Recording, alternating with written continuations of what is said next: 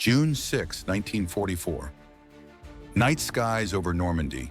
The blackness is ripped apart by stabbing beams of German searchlights.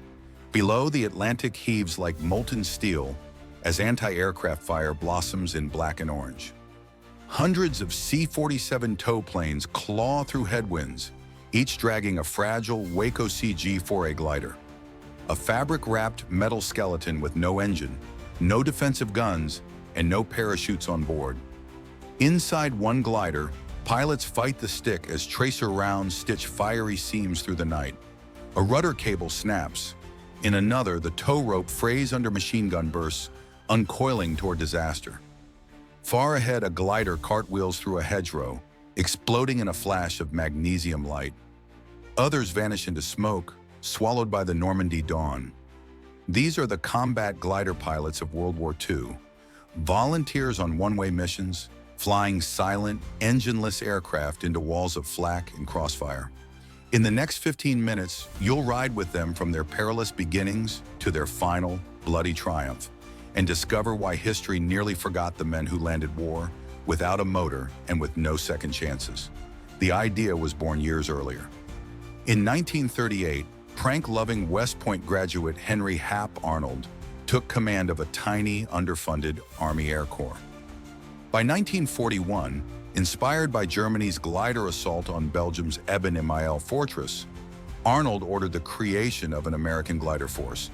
The approved craft, the Waco CG-4A, was audacious. 48 feet long, 84-foot wingspan, 3,700-pound payload, but no engine, no weapons, no parachutes. Assembly was frantic and often fatal. One plant operated out of a circus tent. Another lost 90% of its glued joints to failure. In St. Louis, a wing snapped during a demo, killing 10, including the mayor. Training killed nearly as many pilots as combat itself.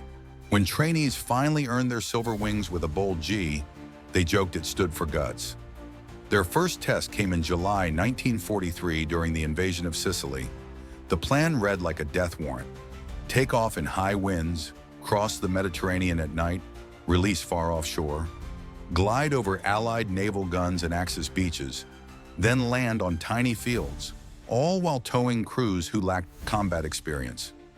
Reality was worse. 2 planes turned back as cargo shifted. 3 gliders vanished into the sea. Others were cut loose too early under friendly fire from Allied ships. Only 5 of 144 gliders reached their landing zones. More than 600 men were lost, most drowned. Supreme Commander Eisenhower doubted gliders would ever be used again, but hard lessons, altitude control, pathfinder needs, tow plane discipline were burned into the Corps. 1 year after the disaster in Sicily, the Glider Corps faced its greatest test. D-Day, June 6, 1944. Hours before the first Allied soldiers waded ashore at Utah Beach, nearly 200 American Waco CG-4A gliders were towed across the English Channel under a pale moon. Inside each fragile, fabric-wrapped craft sat 2 pilots and a load of men, artillery, jeeps, or ammunition, yet still no engines, no guns, no parachutes. As dawn approached, the calm sea erupted. German searchlights stabbed the sky, and flak blossomed like black flowers. Pilots wrestled their controls as tracer rounds shredded canvas and cables. Some gliders were hit before release. Others lost tow ropes to enemy fire and dropped early, plunging into hedgerows and farm fields. Landings were violent and unpredictable. Nose-first crashes, wingtip cartwheels, skids that tore off tails or flipped fuselages. One pilot later said that a concussion counted as proof of a good landing. Despite the chaos, their achievement was staggering. Within the first 24 hours, over 500 gliders delivered more than 4,000 troops, nearly 100 artillery pieces, 300 vehicles, and 300 tons of supplies directly behind German lines. These silent arrivals seized key causeways and slowed enemy reinforcements, dramatically easing the pressure on soldiers storming the beaches. Although 97% of the gliders were too damaged to fly again, the mission's success vindicated the entire glider experiment. From a disastrous debut in Sicily, America's glider pilots had turned lessons learned into a stunning triumph, proving that courage and precision could make motorless flight a decisive weapon on the most critical day of World War II. In August 1944, the Allies launched Operation Dragoon, the invasion of southern France. At first light, hundreds of Waco CG-4A gliders crossed the Mediterranean, carrying infantry, artillery, and supplies. Early morning fog blanketed the landing zones, and hidden obstacles awaited. Thick grapevines and the notorious Rommel's asparagus, 10-foot wooden stakes planted to splinter fuselages. Pilots flew into a chaotic sky where gliders converged, collided, or were forced into abrupt dives to avoid mid-air crashes. One pilot watched a wing shear off as another glider cartwheeled across a field like a thrown baton. Yet experience and discipline from Sicily and Normandy paid off. 33 of the first 37 gliders touched down exactly on target, an extraordinary record. Although later serials met dust clouds and confusion, the operation succeeded. Allied troops advanced inland faster than planned. Losses were remarkably light, just 11 pilots killed among 675, confirming that with planning and courage, glider warfare could deliver precision and victory. In September 1944, the Allies launched Operation Market Garden, a bold bid to cut through the Netherlands and into Germany's industrial heart. It became the largest glider mission of the war. Over 1,900 Waco CG-4A gliders carrying troops, artillery, and supplies toward Dutch landing zones. With little rehearsal and a last-minute go order, pilots faced dense flak described as crows over a tree, strong winds, and chaotic skies. Some gliders were released 15 miles off target, while others were torn apart in midair. Pilots witnessed friends' wings shear away and crash nose first.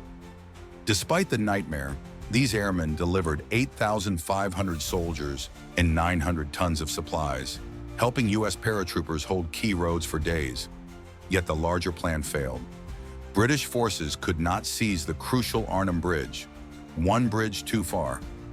The mission's outcome was defeat, but the glider pilot's courage under relentless fire became one of World War II's most extraordinary feats. December 1944. The Ardennes forest lay locked under blizzards and sub-zero winds when Hitler launched a surprise counter-offensive, encircling the Belgian town of Bastogne and trapping the U.S. 101st Airborne with dwindling food, ammunition, and medical supplies. Relief by road was days away.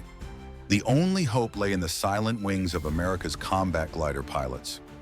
On December 26th, 11 Waco CG-4A gliders of Operation Repulse slipped through snow clouds and murderous black flak to land surgeons, plasma, and fuel inside the shrinking American perimeter. Just 40 minutes before General George S. Patton's lead tank reached the outskirts. The next day, a far larger glider lift followed the same route, despite warnings of heavier German fire. It became the costliest day in glider pilot history. Enemy anti-aircraft turned the sky into what one survivor called a black summer storm cloud. 32% of the pilots were killed or captured, 8 times the loss rate of Normandy or Market Garden. Many gliders were shredded or burned on impact, their unarmored pilots carrying volatile gasoline and ammunition without parachutes or flak jackets. Yet their sacrifice saved countless lives. The cargo they delivered, 100,000 pounds of critical food, medical supplies, and fuel, kept the 101st fighting until the siege lifted. Pilots later wrote bitterly of poor briefings and outdated intelligence, but none doubted the mission's necessity. Operation Repulse proved gliders could be lifelines as well as spearheads. In the frozen crucible of Bastogne, America's flying coffins brought hope, and their crews paid a price that seared itself into the legend of the Battle of the Bulge. March 24th, 1945, Operation Varsity, the Allies' massive crossing of the Rhine, became the final and fiercest mission for America's combat glider pilots. Before dawn, 900 American and 450 British Waco CG-4A gliders lifted off every 12 seconds for 3 hours, carrying infantry, artillery, and supplies deep into Germany near Wesel. Thick smoke meant to hide the river assault drifted over landing zones, erasing visual cues. As pilots circled blindly, German anti-aircraft fire tore through the sky, downing gliders every few minutes. Some pilots trained for ground combat joined the fight immediately, helping repel a night attack at Burp Gun Corner, capturing prisoners and holding key roads. The price was brutal. Nearly 40% of all U.S. glider pilot deaths of the war occurred that single day, exceeding losses from both Normandy and Market Garden combined. Yet Varsity's success cracked Germany's western defenses, clearing the final path to Berlin and marking the glider corps' last unforgettable triumph.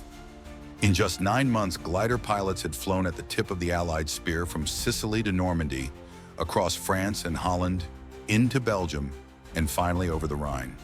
Hundreds were dead, half in training accidents, half in combat. Plans to use them in Japan evaporated after Hiroshima.